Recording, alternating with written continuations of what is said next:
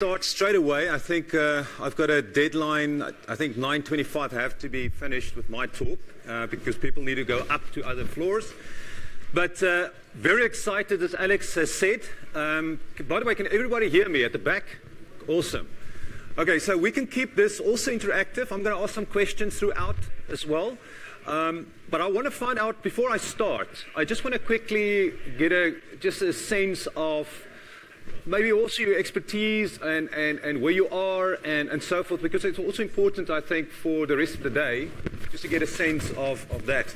So people who is really familiar with machine learning? It's coded. Cool. And deep learning? Who actually ran code in deep learning? Okay. Okay, who uses TensorFlow? Wow. Who uses PyTorch? Oh. Facebook. Okay, no, that's good. Who is a member or a follower of the Machine Intelligence Institute of Africa? Okay, so we've got a number of people. Awesome. Okay, so what I would like to do in this talk is to just start off by providing a little bit of foundation. I know there's going to be, I think, Willy Brink is also giving an introduction to machine learning, more from a probabilistic side.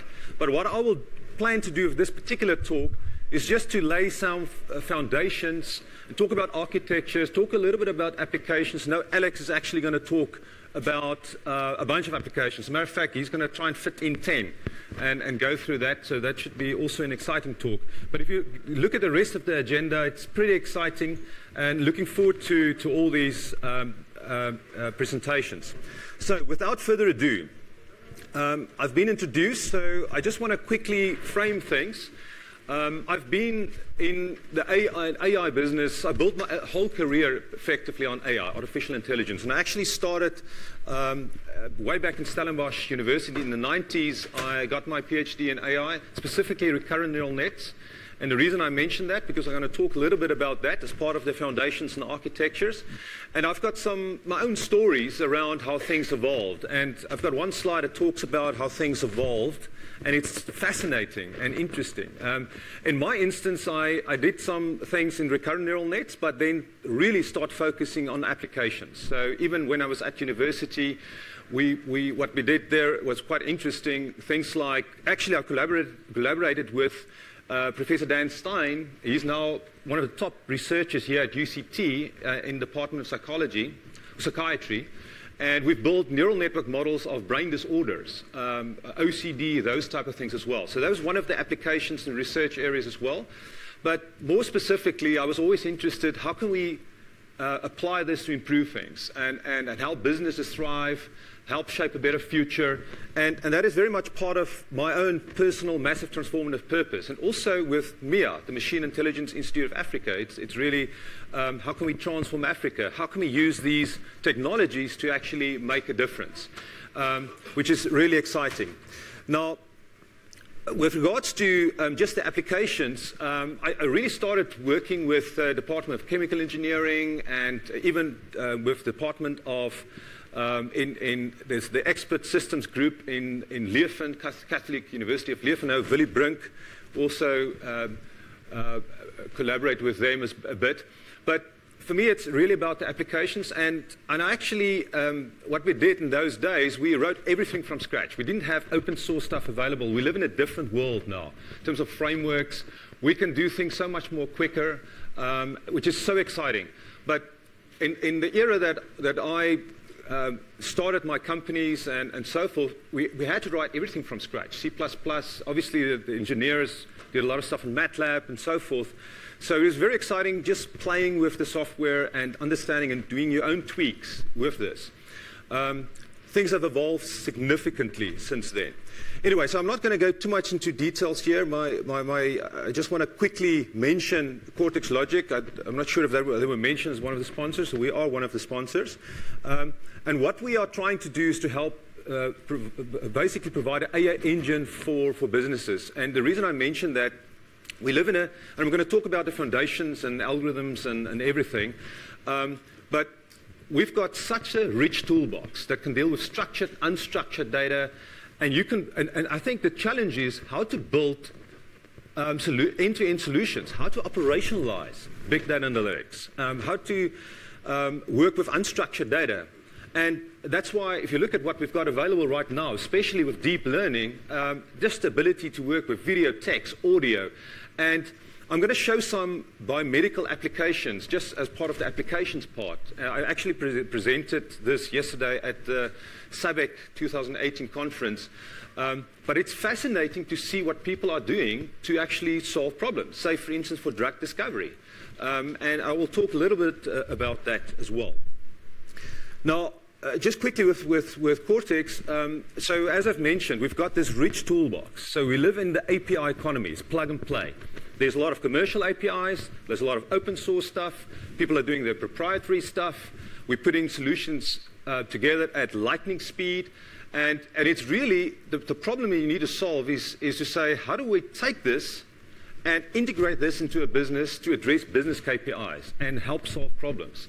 So for me, data science and AI shouldn't be just stuck in modeling. So we're going to talk about that quite a bit here, but it's really about creating that smart foundational layers. Then if you've got rapid access to all data, structured, unstructured, you can create automated AI, and then you can actually from there integrate into the business. And that can go into all sorts of things. It can go into intelligent virtual assistants. Intelligent virtual assistants can do sentiment analysis, for instance, feed information back to the data lake, and then you can improve your models again. So it's a constant stream of getting more and more data and creating these smart data layers so that you can actually create valuable solutions for customers. So, and it's really around, if you look at a thriving business, optimized business, satisfied customers, productive employees, smart systems, there's so many things that one can do. And also from a non-profit perspective. So we've got the MIA here that's really focused on using these technologies and is growing. We've got lots of partners. And I just want to quickly mention, Alex and Chris was part of the organization committee, but one of the great highlights of last year was a hackathon. And the winner of the hackathon is actually here, Yandre Marais. So Yandre, where are you? There we go. And it was a vision problem, and Alex and Chris was awesome in helping to set up the problem.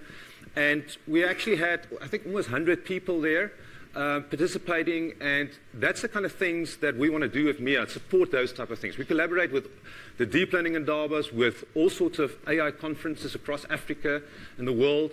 I've just been invited by United Nations to also present next month at AI for Good. And there was last year also AI and inclusion in Rio de Janeiro. So there's a bunch of stuff happening, very exciting stuff. We're getting corporates that's getting involved. So it's great. And what we want to see, we don't want to see Africa left behind. So it's very important that we network together people like us to actually make a difference. So that's why I'm so excited about this conference as well, and doing the things there. If you want to find out more about MIA, you can just go to the machineintelligenceafrica.org website. Okay, I'm going to skip all of this. We know AI is here. So, and we know AI is affecting all industries, enterprises, everything there. So I'm just going to skip that. I want to go straight to deep learning. So the foundations, in the interest of time. Okay, so if you look at the history of AI, well, it probably dates back at least to Alan Turing, 1950s. Early AI stirs excitement. And I got involved, obviously, in the 90s, or late 80s, 90s as well. So I just saw this amazing stuff happening here, and I wanted to get involved in machine learning and AI. And it was amazing to see this. Also talking about back propagation and all these kind of things. But it was really still the AI winter. So it was an interesting period. But there was still enough power to create incredible business value. So with my first company that I sold to General Electric, and I sold that in 2011, our focus was really on applying this, especially in the industrial sector, manufacturing industries, industrial sector, also financial services. And if you think about the industrial sector, it's all about throughput, yield, quality. And the amazing thing is the basic machine learning toolbox, the SVMs, neural nets, made a massive difference and allowed companies to save millions of dollars. Just a percentage improvement in throughput and quality makes a big difference. General Electric is interested in predictive maintenance, and they've got very expensive equipment. Massive use case. They've got billions of dollars of service agreements that, if you look at their jet engines, 2,000 sensors around that. You can monitor that in real time, and you can figure out when I need to do maintenance, and you can schedule things. The same with MRI scanners, locomotives, turbines, etc. So it's tremendous value, and we were unlocking value. But the amazing thing is, AI, you can apply it on that level, but with the breakthroughs that happen, and we talk about 2010 up, it's where the real boom started because of big data, computing, improvements in algorithms. The amazing thing there is the fact that we've got tools that can deal with unstructured data in a proper way, text, video, audio. It was always traditional computer vision or other types of traditional algorithms that was used. But now, because of that, even on the human-computer interface, we get AI applied right there to make a massive difference and impact everything. So for me, it's not just unlocking insights, creating predictive models. It's actually on the human-computer interface, intelligent virtual assistants, all of those type of things, which is very exciting. So it's almost like technology is now more adapting to us again. It's almost, we had to have keyboards and mouses and all sorts of stuff. With the breakthroughs in AI, we will get to intelligent buildings and all sorts of interesting stuff that will be amazing. We just need to shape it in the right way. So quick definitions before as I go into deep learning. So machine learning, what is machine learning? Obviously a branch of AI, and it's really focused on systems that learn from data. That's it. So it's a very simple, holistic definition. And if you look at deep learning is really focused on modeling high-level abstractions in data by using model architecture composed of multiple nonlinear transformations, so just building deep layers and creating these high level of abstractions. And I will talk more about the various architectures and stuff as well. If you look at traditional programming versus machine learning, traditional programming, very simple. There's a computer, you've got data, you've got program as input, you need to create that, and you get output. If you look at machine learning, you've got your computer there, you've got abundant data, you've got your output, you need to say my labels, what I want to model, and then it creates the program. You learn the program. If you look at AlphaGo, who knows about AlphaGo? AlphaGo Zero? Awesome. That's amazing. Well, that is an exact example of how you build engineer solutions. And that is using a good old-fashioned AI or even computer science with Monte Carlo search, along with deep reinforcement learning. And just the way they combine that create this amazing super human type of performance with regards to games. Obviously a constrained environment, but it shows the future. It's like a breakthrough moment, eureka moment. And we're going to see a lot of that. I've got one slide that talks a little bit about the future and where things are going as well. So when we talk about architectures and algorithms and so forth. Okay, so in terms of machine learning basics, notice some of you know this. I'll be fairly quick with some of this. I'll just watch the time as well. So if you look at machine learning, we talked about, obviously you not program things explicitly. So you start with data. In the training phase, you need to have labeled data. So typically when you do supervised training. And you've got a machine learning algorithm. And for me, the interesting thing is, backprop was quite, people had all sorts of issues with backprop in the AI winter. And it's just amazing to see how effective it's been used now that we've got big data and we've got these smart architectures and little adjustments like ReLU and skip connections and then all sorts of different things that just makes a massive difference. And even though backprop is not biological plausible, if you think about well, there's all sorts of arguments around that as well. But we need a lot of innovation around algorithms, especially unsupervised ones. The current unsupervised ones is just looking at clusters and maybe dimension reduction, feature extraction and stuff. So there's more that we should do on that front. Okay, but anyway, so when you use this in a prediction, you feed in new data into the learned model and you get your prediction. So what are the different types? Typically supervised, unsupervised, and reinforcement learning. So with supervised, you've got labeled data, and examples are, for instance, say, email spam detector with training sets already labeled emails. So you know, this is spam, this is not, you train it, then it will detect that. Unsupervised would be, for instance, looking at similar kind of documents based on text content. you can do topical modeling, you can do all sorts of different things, lots of interesting use cases around that. And reinforcement learning, the AlphaGo, Atari, well, that's an example of where that's been applied. But that's based on, and it's almost like semi-supervised because it's based on feedback or reward. So you learn to play at chess by winning or losing. Or if you look at an Atari game, you've got a score. So you know you're going in the right direction or not. So that's how that works. The brain is obviously, there's quite a bit of reinforcement learning. So if you think about the problem types, typically classification. So you take a thing, you classify A and B, or you do regression where you can do stock prices or any specific prediction. Clustering is more descriptive. You grade the clusters, you detect the clusters. And then anomaly detection is also unsupervised descriptive thing because you want to just detect when there's an anomaly. So there's so many fantastic material out there. There's one from scikit-learn that talks about choose your estimator. And it also groups it into classification, regression, dimension reduction, clustering. And that's effective. If you look at our standard toolbox, even with deep learning, it fits into these categories. You either use it for classification or regression and so forth. Okay, so I've covered that. I've covered all of this. So just in terms, I'm not going to talk too much about the basic machine learning stuff. There's obviously nearest neighbor, linear SVMs, decision trees, naive Bayes.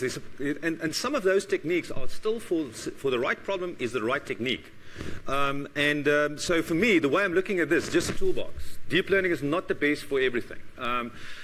So just look at that toolbox in a very sensible way. And as we've seen with the best stuff out there, it's sometimes an engineered solution where you combine, say, computer science or other types of things, AI potentially with this. Okay, this is also we're going to talk about deep learning more, but if you map it, I don't know if you've seen this before, but this is a cool slide just showing shallow on the left, deep on the right. And you talk about neural networks, and it's also showing all the probabilistic models, sparse coding, deep leaf networks, restricted Boltzmann machines, Gaussian mixture models is all part of that. But then going to supervised on the sides, unsupervised in the middle, and it's just showing some of the techniques. So I'm going to, in this talk, I'm going to just talk more about recurrent neural nets, convolutional neural nets, those type of things. That's very topical. And there's also these kind of neural networks in the zoo. So you get, if there's enough time, we'll see if there is. I want to dig into some of these architectures and just talk a little bit about some of these things as well. And this is a really cool article. This is not showing, by the way, they say this is the most complete chart of neural nets. It's not showing everything. They don't even show reinforcement learning here. And some people say, okay, it's reinforcement learning, but it's clearly neural net. But anyway, but this is good to spend time on this. And there's actually a good website that just goes through this as well. Okay, so deep learning. So let's just briefly talk about that. Inspired by the brain, the first hierarchy of neurons that received information in the visual cortex are sensitive to very specific edges within the brain regions, V1. And then further down, the visual pipeline is more sensitive to more complex structures such as faces. So that is an interesting clue because obviously if you look at convolutional neural networks, that's exactly what we're trying to do. You first take edges, then you put some of these edges together and create little subcomponents, and then you can say, okay, this is this little object and maybe part of this bigger thing. So it's creating these higher level of abstractions and generating those features. But if you look at neural networks, it's all about storing. Where's that information stored? It's stored in the connections, stored in the synapse, strength of that synapse, if you look at the brain specifically. And it seems like they talk about the one learning algorithm hypothesis. All significant mental algorithms are learned except for the learning and reward machinery itself. So there's definitely something there that's similar. If you look at the auditory cortex, the visual cortex, it seems like there is something that's similar, that's repeatable. And this is just quickly showing the neurons in the brain. And this is a very simplistic model of what's happening with a neuron. Who knows adaptive resonance theory? ART. Okay, nobody did There's a few. So actually Boeing used that as well in the 90s as well. Stephen Grosberg, Gal Carpenter, and I almost did my PhD in that area as well. Maybe it was a good thing I didn't. But what they did, they really looked at the mathematics of how that works. But it got too complicated. It worked for a bit, but it wasn't scalable. And we don't know, nobody knows about art anymore. So if you look at all the stuff that we've got right now with all the architectures and stuff, this is still very basic. There's summations. You get all those signals coming in. You've got an activation function. And then you can make that available to other neurons, effectively. So on a very high level. And you've got a bias. You've got a threshold. So the concept around when does it fire. So therefore, you've got this concept of a threshold. And a neuron, if you look at a real neuron, you talk about spiking neurons where it's timing, or it only fires when it's enough energy to fire. So there's, in fact, other types of architectures and algorithms where it's more closer to what the brain is doing. But anyway, this is working pretty well, as we've seen. Okay, so lots of applications: speech recognition, computer vision, natural language processing, and there's the history. And maybe the only thing I want to say, backprop was actually discovered in 1974 by Paul Verbos. I think a lot of people attribute backprop to I think it was Rumelart in 1986 and stuff. And I actually met Paul Verbos when we attended conferences. They were all still attending in the 90s, early 90s and so forth, conferences and so forth. But obviously, they were still the AI winter. Things have changed.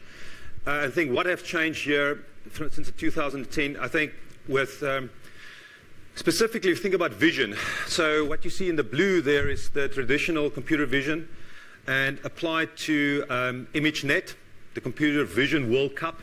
And since 2012, you can see the breakthrough there. 2013-14, it was just deep learning, convolutional neural nets, just ruling it.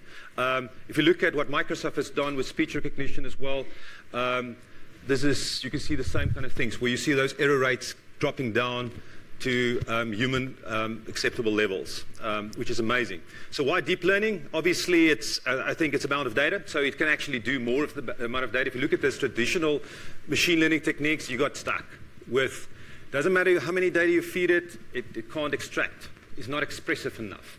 And with deep learning, that changed the ball. It's changed the ball game. Okay, so we've talked about this, so the computational power, all of that. So let's talk a little bit about the deep learning basics. And here is actually a nice diagram just showing this is a convolutional neural network using a hierarchy of layers, and in a high-level way, just hooking up with the visual cortex. You can see V1, V2, V4, IT, the different layers, and how the data is being transformed.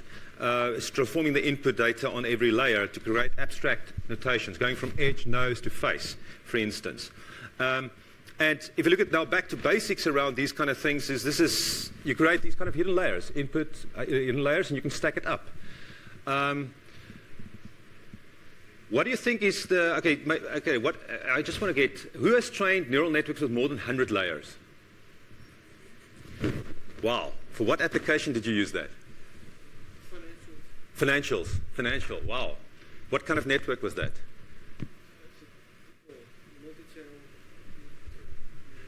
Yeah, well, I've got slides to talk about, you can get to those kind of layers if you, especially if you use residual or dense or skip connections as well, because of the vanishing gradient. I'm going to talk a little bit about that as well.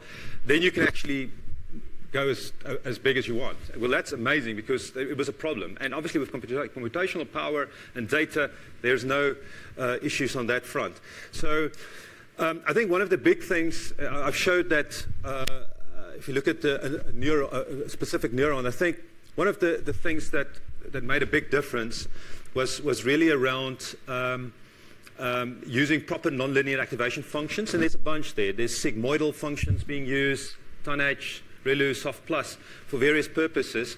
And even if you look at LSTM's recurrent neural networks, you will see sigmoidal used there because there's a specific purpose. But if you think about the problem with them, if you think about going deep, is the gradients. If you look at the derivative of the activation function, if you look at ReLU, it gets to 1. and you don't get these small numbers that you multiply with one another to get to very small weight updates. So that's why they talk about vanishing gradients. So, and it's all about weight updates. So let's just dig into that a little bit more.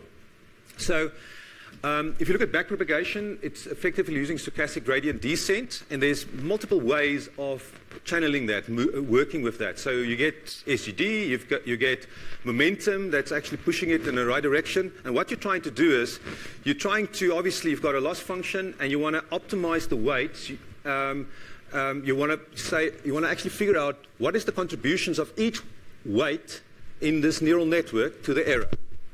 And the way to figure that out, obviously, if you push the data through the system, you get your result, you've got your error on the top layer, and you want to feed that back. You want to actually say, okay, now the problem is to say, how should I actually, who's responsible for this and this and this and this? So you basically handle that, and that's in a high level, to get to the best possible solution there. But effectively what you want to do is to get to the local minima where the error is as small as possible for all the weights, effectively. And sometimes you get stuck for certain of them and so forth. And if you think about from a transformations perspective, so if you look at a two-dimensional layer, then on a two-dimensional level, and you want to separate these kind of things, you can see if I create high-level transformation where I just pull this up, you can actually create a separation where you can do almost linear separation on a higher level. So this is a nice diagram just showing what kind of transformations is possible in other types of dimensions. If you take 2D to 3D, for instance. Just quickly in terms of some of the other deep learning stuff. So, and a lot of the initial stuff was done by Jeff Hinton around restrictive Boltzmann machines and deep leaf networks, where you use these kind of autoencoders, where you use the inputs, you can use those as outputs as well. So there's your labels, and you create a system that looks like this, where you actually create a compressed feature vector. And with that vector, that is like a representation that you can plug into a deep leaf network as well. So you can actually use these autoencoders along with supervised.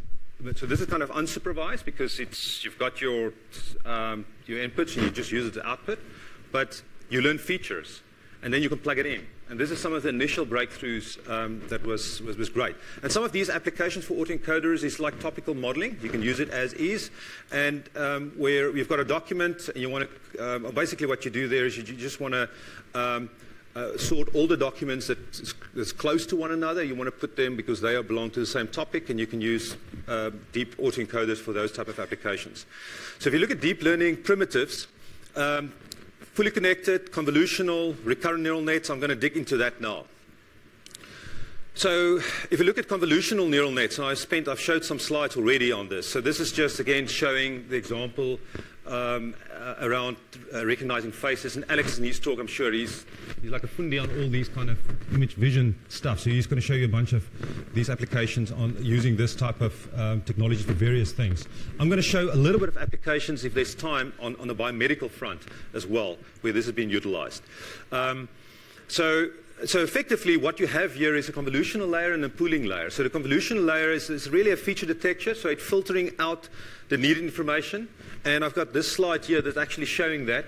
So if you look at, basically you take this grid and you slide it over this image, and you learn these filters, these convolved features, and as you go across it, you try to summarize and extract information. So in this instance, if it's, say, just zeros and ones, and you've got a specific filter, well, you can't see the whole thing here, but it tries to pick up where it's a match.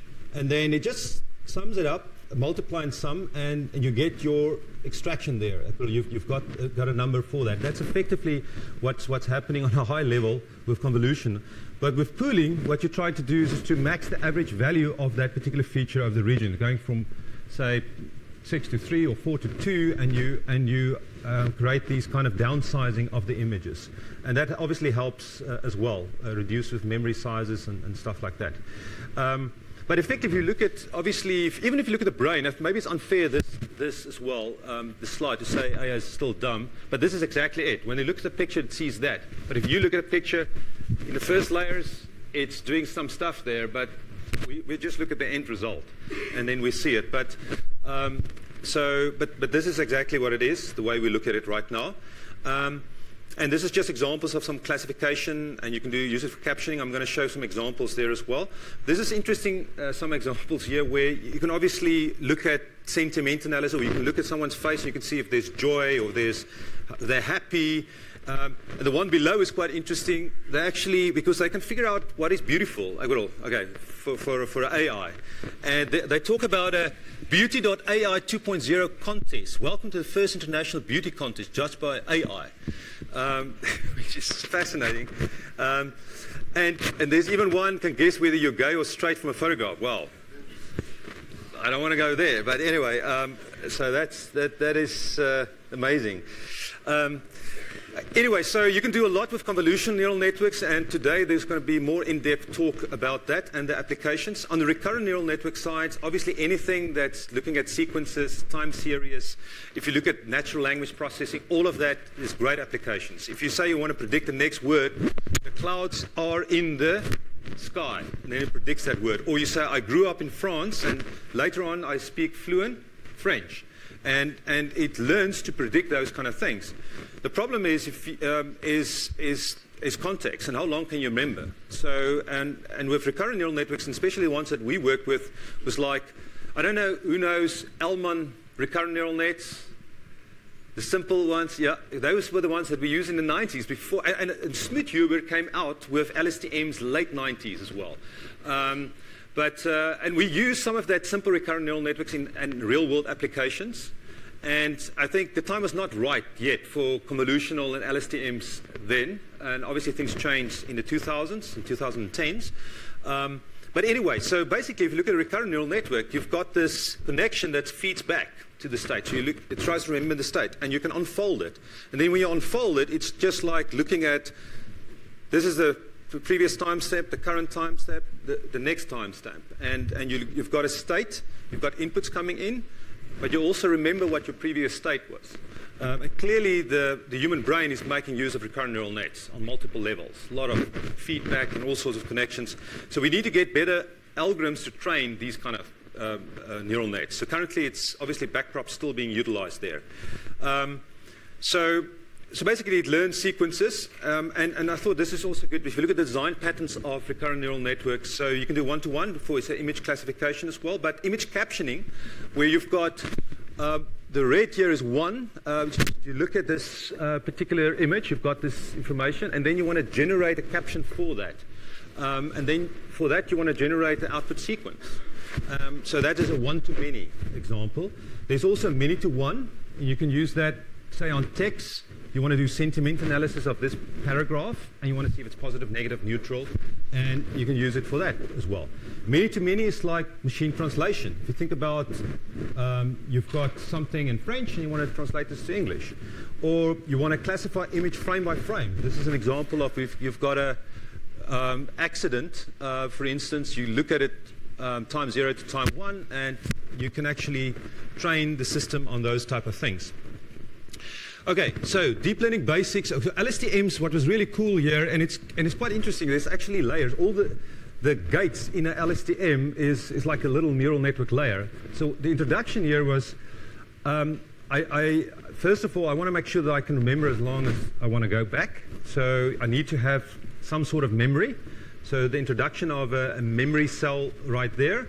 But there's also the concept around input gates, forget gates, and output gates. So forget gates is actually looking at the previous cell's inputs on what information needs to come through. And if you look at the input gate, it's what kind of information from the current inputs from the previous layer do I need to bring in. And then the output gate is what should go to the next level. So and to my next end state. So LSTMs. Very powerful memory cells with read, write, and reset operations, but then you get also gated recurrent units, where effectively the inputs and output gates is replaced by update gate, just one gate, a bit more efficient. And then the reset gate is like the forget gate as well. Just give you the ability to also do that. And here are some examples where it's actually generating text. And it's actually the word hello. And you can see in the output layers, you can see each of these characters, well, it's very small, but basically it learns to predict the next character. So here on the input, it's a H, and then it predicts the E. Then the E, it predicts the L. And you train the system effectively on that, and basically what it does is just to make sure that the other characters that's represented there is reduced. Okay, and this is an example of where it's been trained to learn to spell English words and on Wikimedia Markdown. And it actually learned from scratch and copied the general syntax of the whole structure. So the whole thing there has been learned. And this is quite interesting as well. When you actually examine the individual recurrent neural networks, you can see some of them are, or some of the cells are more tuned to very specific things. So the one on top here is just looking at specific markdowns. Everything inside markdowns, everything in green, it gets excited. The one below is more looking at URLs. And the red is actually what's the next letter, what's the next one. So it's actually, because of that whole structure, it figures out what excites it, what is it looking for, and it also looking at forward, what it should predict. And there's also context associated with this. And the cool thing is now you can actually start combining things where you've got vision that can obviously see what's in the picture, and then you can combine that with recurrent neural network, and it's almost like AlphaGo. We've got reinforcement learning and Monte Carlo search. Here you're combining these, and you generate descriptions and captions. And there's some examples here. You've probably seen this, a close-up of a child holding a stuffed animal, two pizzas sitting on top of a stove, top oven. It's amazing what you can actually get. There's some funny ones as well. The one on the right, the man flying through the air while riding in a skateboard. And that is like very imaginative, but obviously it picked it up from training data, and this is the closest you can get to that. But other things as well, so I'm sensitive about time as well. So I've got about 7 minutes still, okay? Because people will, okay. Questions. I didn't get even to the biomedical stuff, but there will be enough time to talk afterwards as well. So 2 minutes. So just to, very important from a natural language processing is just the ability to create these embeddings as well. So if you think about dolphin, SeaWorld, porpoise, sorry. You can create these mathematical representation in multidimensional vector space of these words and concepts because they occur together. You can actually represent them in mathematical space and then do all sorts of mathematical stuff with them. And examples of that is here, for instance, where you say woman minus man is similar to aunt versus uncle. King minus male plus female is queen. Human minus animal is ethics.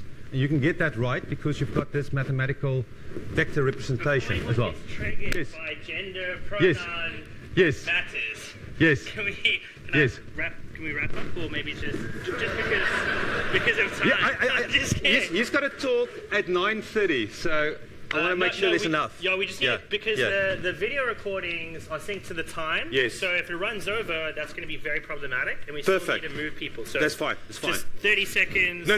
Let's give people a chance. 2 minutes just to ask questions. Can people ask questions during the break and find you? Or fine. Sorry? It's We're all fine. going to be there's like networking stuff and breaks. Okay. I'm really sorry. No, it's fine. It's fine. So ready to stop right now. So thank you. Everyone, thanks to Jacques. Good.